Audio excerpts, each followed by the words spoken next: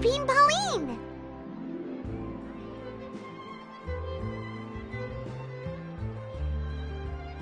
Pretty please with the cherry on top, Charlotte! Journalist extraordinaire! Please tell me you're joking!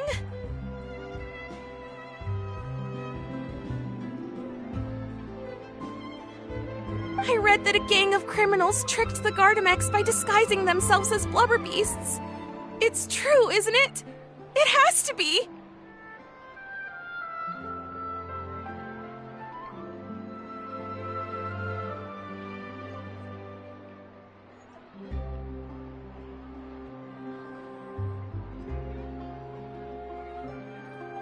I've invested all my savings into graph adversarial technology and even taken out a sizable bank loan.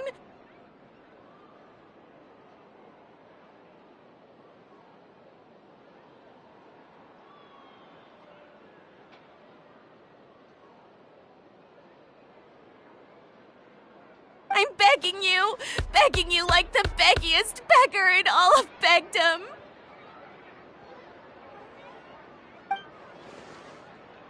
Okay. I need you to calm down a little, Miss Lapine Pauline. I admire your passion for your research, and I don't mean to dash your hopes for those, big-ticket orders.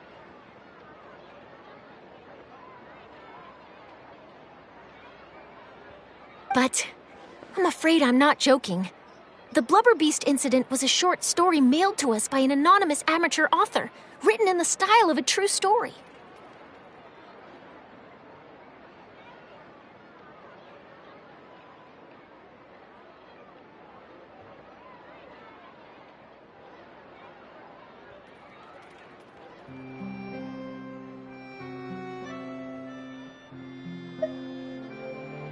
Oh! Paimon sees what happened here.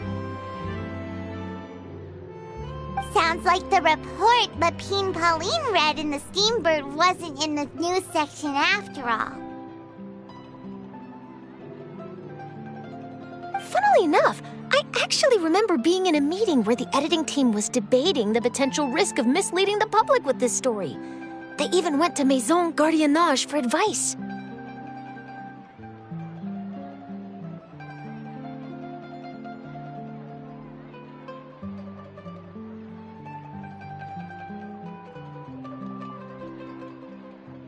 But to our surprise, they fully supported us printing it.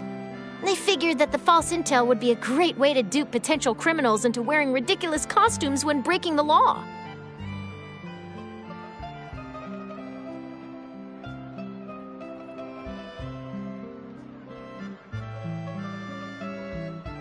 In truth, Gardamex are extremely sophisticated in their capabilities. They can identify criminals just as reliably as the best human guards, so a crude disguise isn't gonna get you far. If anything, it'll just make you stand out all the more.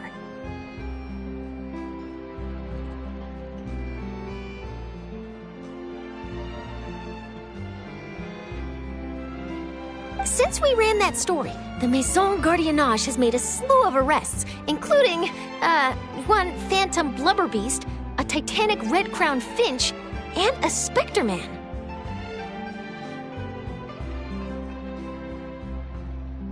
So I knew this story had helped out law enforcement, but this is the first time I'm learning of an innocent citizen being deceived by it, and investing so much Mora for nothing.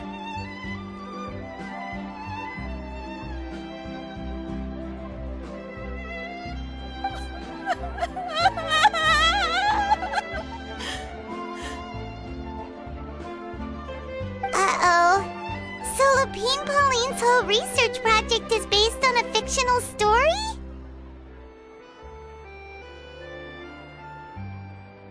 Which means we're not gonna get a big bonus after all. But more importantly, she's gonna lose everything she's invested.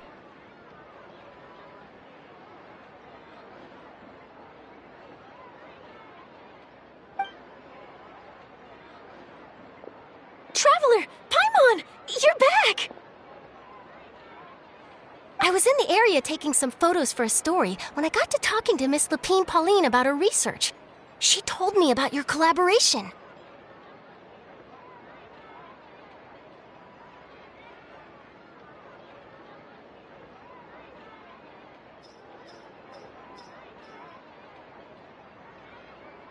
She was hoping I could write an article to spread awareness about image recognition technology. She even paid me for the article and gave me one of her prototype devices before I could get a word in.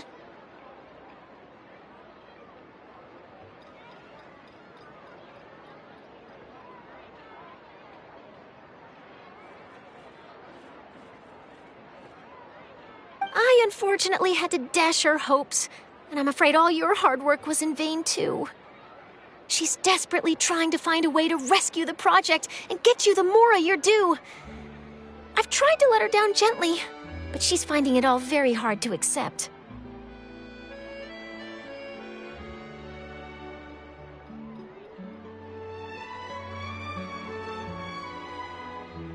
This is a new situation for us, too.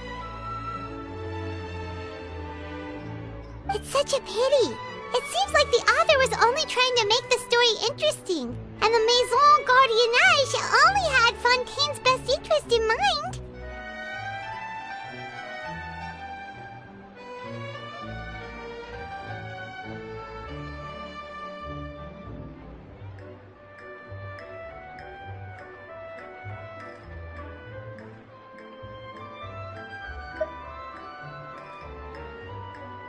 Wait, Miss Lapine Pauline, what are you doing?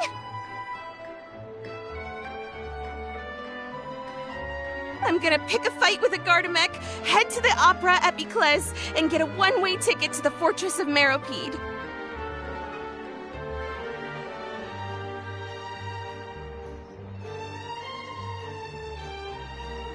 That way, I won't have to repay my debts. It's the only way I can afford to keep on living.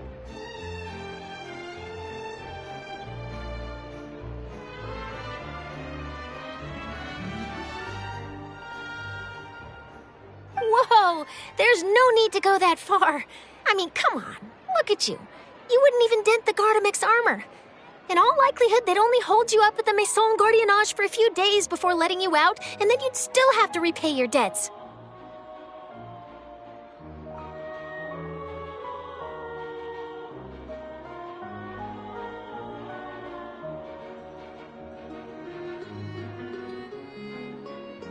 Actually, instead of going into the technicalities of that, how much did you actually invest? How bad can it really be?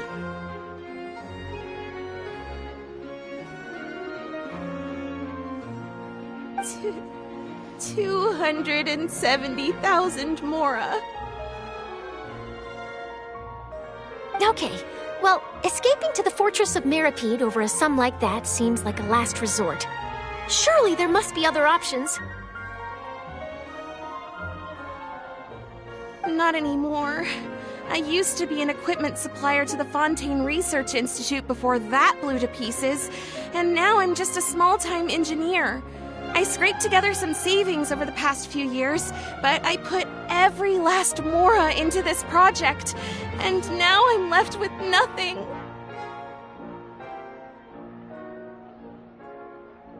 It's not just my savings that are gone.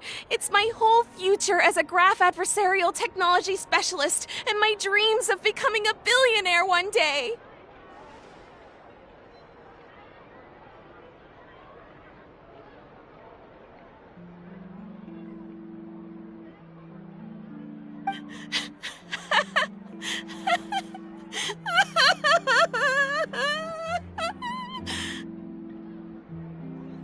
My life is over.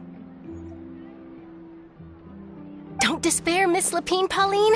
I think I know a way for you to turn this around.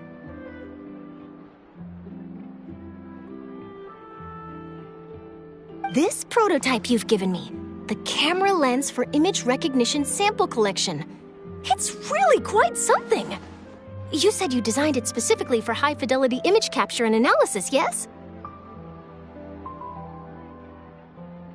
The rapid focal length adjustment is a very useful function in its own right. It's sure to make many journalists' jobs much easier. In fact, I'd say it has the potential to revolutionize Fontaine's news media.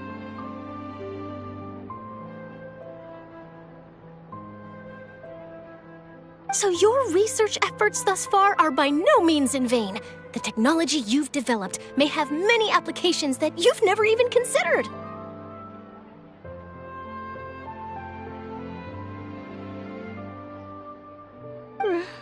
Really?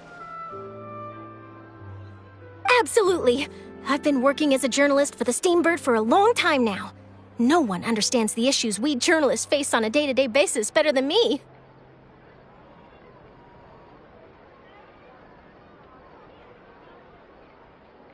So keep calm, take heart, and start thinking about mass production. In the meantime, I'll show your invention to all my colleagues to drum up interest in your product.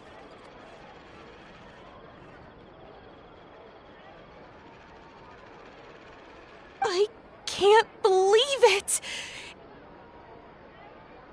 If this is true, then I can look into setting up a whole camera lens development pipeline. My big-ticket orders and billionaire aspirations are still in the cards! Oh, maybe I should consider taking out another loan. That way, I can rapidly improve the lens production process, be the first to market, and prepare to battle for dominance in the camera industry.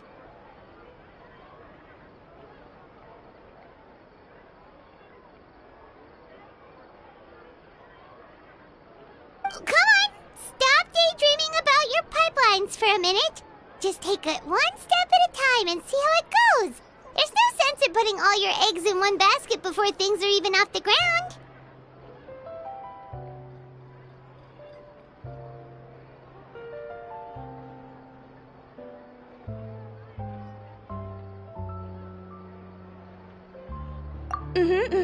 And I can probably speak to some people I know and license my image recognition device to a workshop to raise some funds. I can't believe I didn't think of this sooner.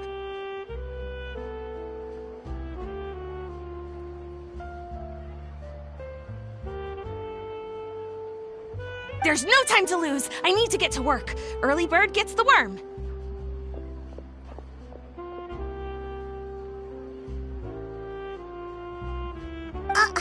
Can you believe her? She just ran off. Paimon's pretty sure our advice went in one ear and out the other.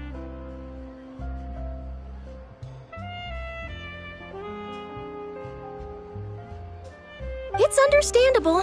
When inspiration and passion strike at the same time, it's all too easy to throw yourself headfirst into your work and forget about everyone around you. A lot of journalists are the same way when they're first starting out.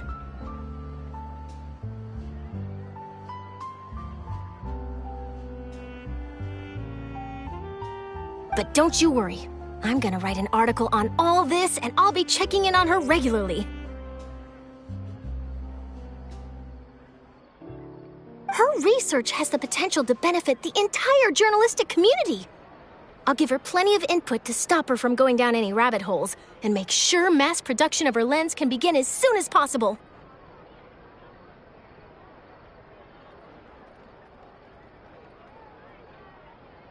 It's reassuring to know that you'll be looking out for her, Charlotte.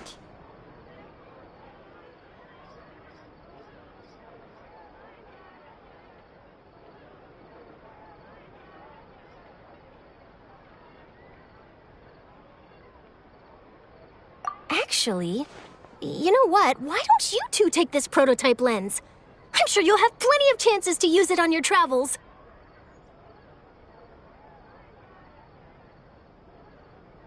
It takes the right person to get the most out of a new technology. In your hands, it's sure to capture some amazing sights.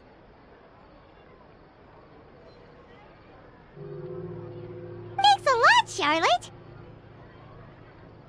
No bonus, no biggie. This makes everything worth it.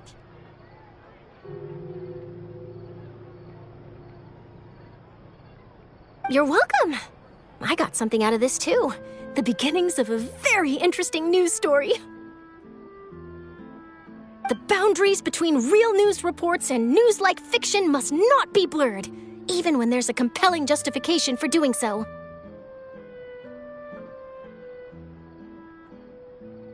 Yes, that's how I'll phrase it to the editors when I give them my feedback.